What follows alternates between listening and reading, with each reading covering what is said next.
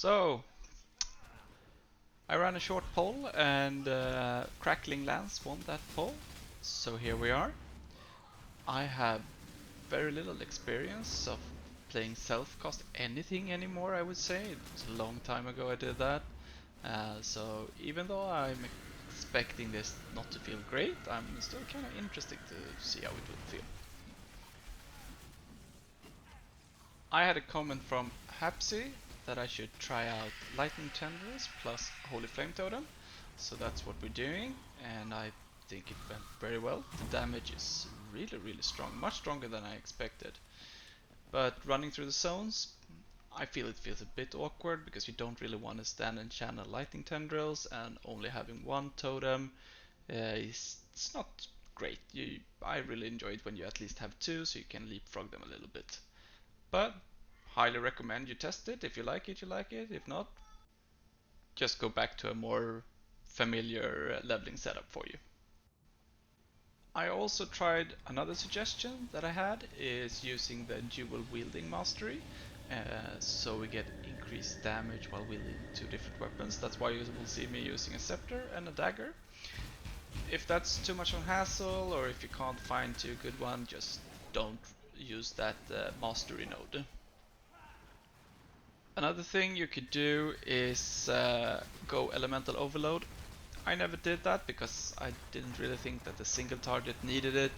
But it's only 3 points, so if you want to do that and then respec it after Cruel Lab, I think that's probably better. So if you feel like you're lacking a bit damage, I think you should do it. If you have any suggestions or any questions, please leave them below and I'll try to answer it. Let's get going.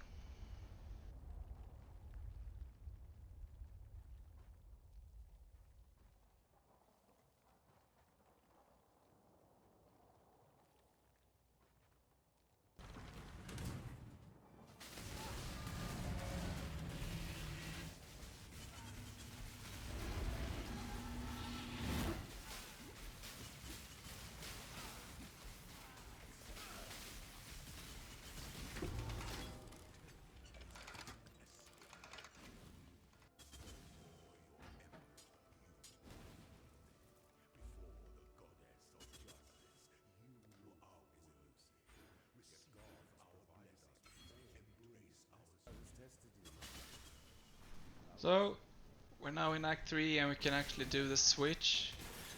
The single target is very good for these bosses, I think. It's a bit of a strange playstyle for me, I think, but I think it's working out quite well. I've had much worse single target than this, and that's also the reason why I chose not to go into elemental overload. Then we don't have to use any respec points either. But it would be even more damage to use that now for now because we're only at around 16% crit. One thing that did slip my mind while leveling was to link up power charge on crit with my Orb of Storms. Not sure why I didn't do that. I was feeling that the Orb of Storms were doing quite a good damage by itself, so I think it's just slipped my mind to use it as a utility spell. Mana is also something you need to be able to deal with, as this is a spell that is eating up your mana pool. So good regen will be needed, and I do quite a bit of investing in mana regen as well.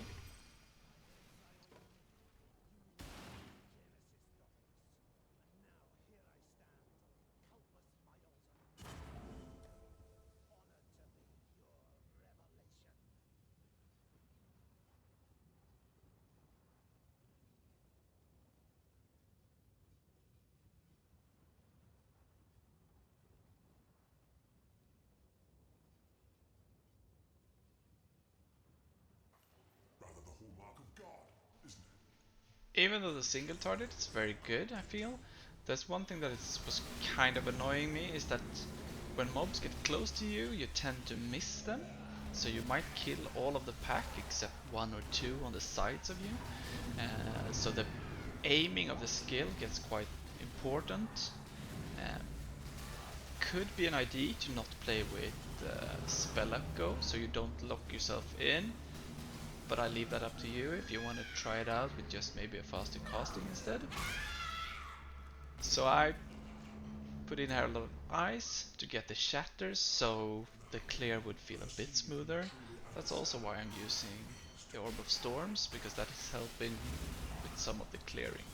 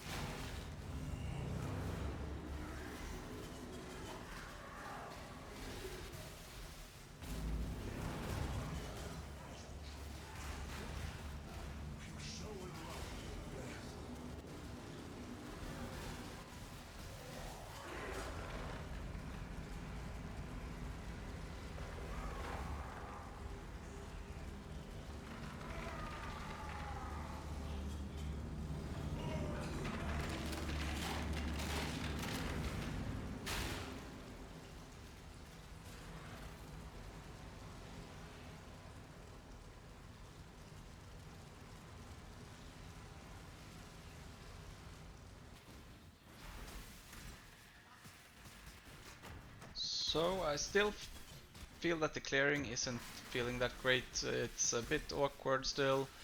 I think more cast speed would certainly help, but at the moment this is what we have. I can imagine a twinked out character leveling as this could be quite fun and go very quickly.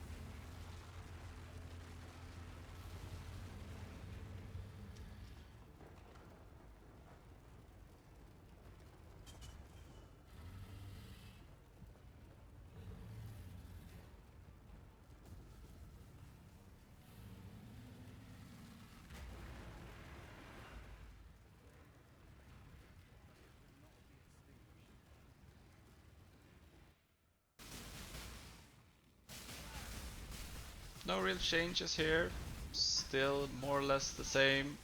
Single target good, clearing a bit awkward. I also decided to try a different movement skill, so we're using Lightning Warp with less duration and faster casting. And it's getting me into a little bit of trouble here and there because I'm not used to the delay.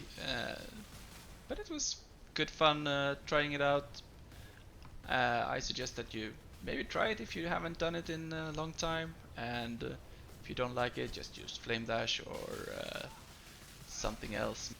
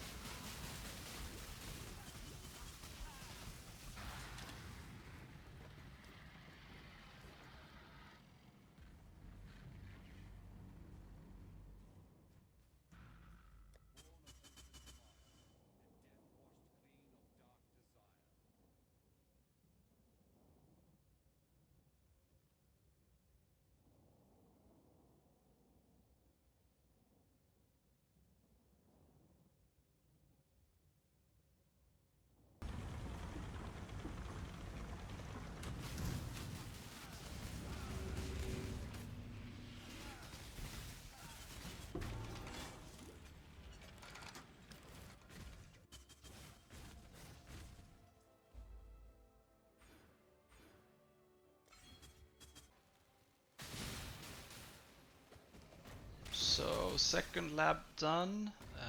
This is the point where you would then swap away from elemental overload if you took that.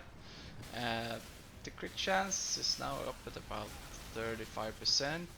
If I just had remembered and put in power charge and crit as well, you would be probably closer to 45 or something like that. So well worth not using it anymore. And that's not counting in the Assassin's Mark for bosses. So single target feels very good and clear. Sad to say, still a bit awkward and slow.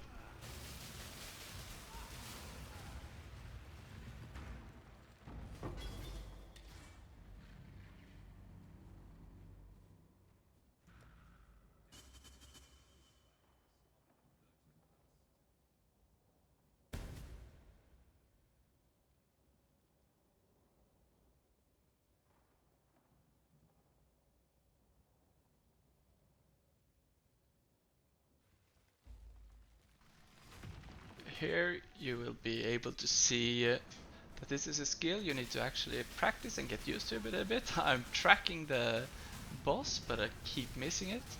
So it's a little bit getting used to the skill, I think. And finally, I remembered to put on power charge and crit. Happy days. This is also the point where I switch over to low life and pain attunement to get even more damage out. So we're really a glass cannon that needs to stand still. That's a combo you don't always see.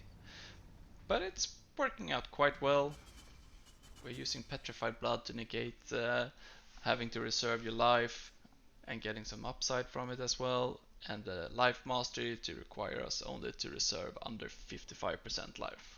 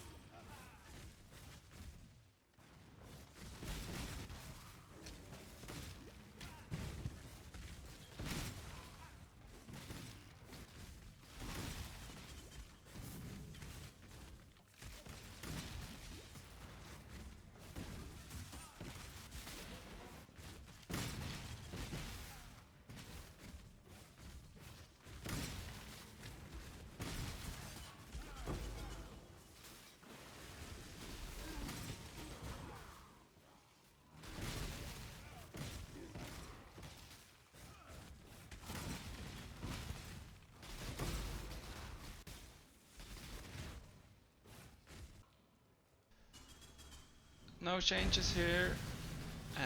The lightning warp is starting to become a bit faster, and I think I could say that the clear also is starting to feel a little bit better.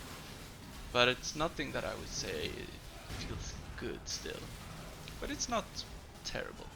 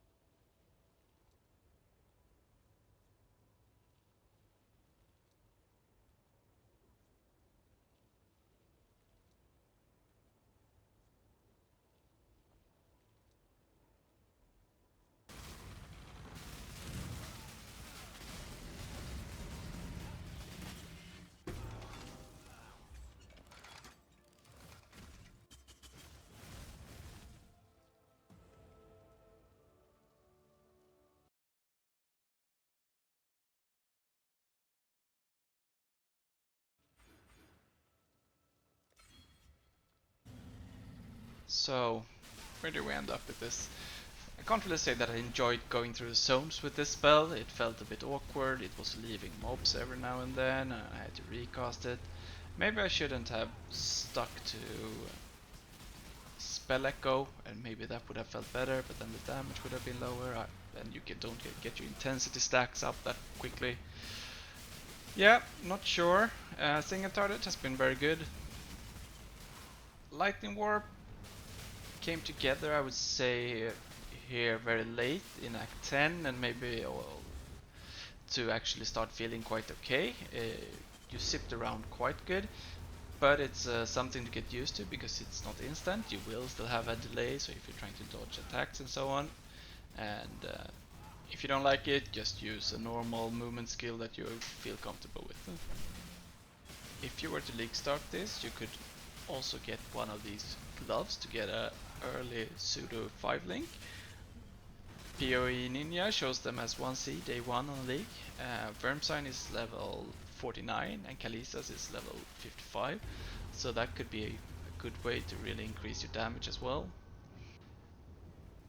I've seen people have several hundred million DPS with this skill, so if this is a playstyle you think you'd enjoy, I think you could have quite a bit of fun and really to feel the progression of the build going up forward if you decide to play it.